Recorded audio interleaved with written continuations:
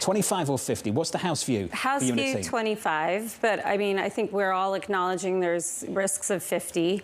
I guess the idea is that our view is that the terminal rate settles around 325, 350.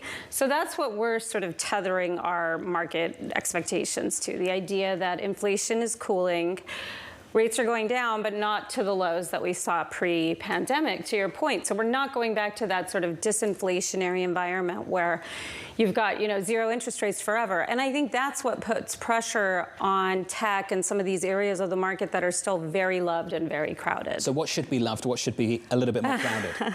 I think you want to be in safe dividends. And I know this is the most boring call of all time, but sometimes boring is good. And, when you think about where we are today, we're in an environment where short rates are coming down. Think about all that money that's moved into money market accounts, retirees looking for income, looking for, investments they can live off of. As the Fed cuts, to 3-ish or wherever they settle, that income goes away, but inflation remains high.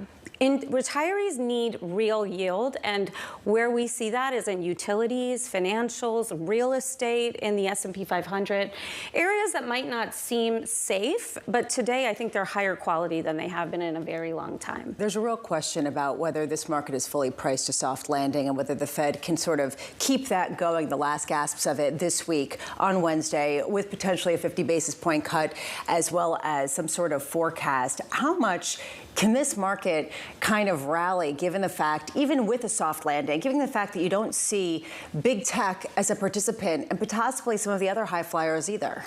Well, our year-end target is 5,400, which is below where we are today. And I think the idea here is you see some give back in these stocks with high expectations that maybe are going to take a bit longer to deliver. But you do see kind of a re-rating in other areas of the market. So when I look at the landscape of size and style, I think large cap value looks incredibly attractive right now. Because first of all, when you think about where investors are going for income and yield, they're not going to buy small cap value, too risky. Large cap value is banks, it's energy, which we're neutral on, it's real estate, it's companies that haven't really had access to capital for a very long time. And now they're sort of trained to survive in a higher interest rate, higher real rate environment. I think the idea of navigating a soft landing is probably more feasible today, because think about where the excess is in the economy. We're not seeing an environment where consumers are sitting on massive levels of debt.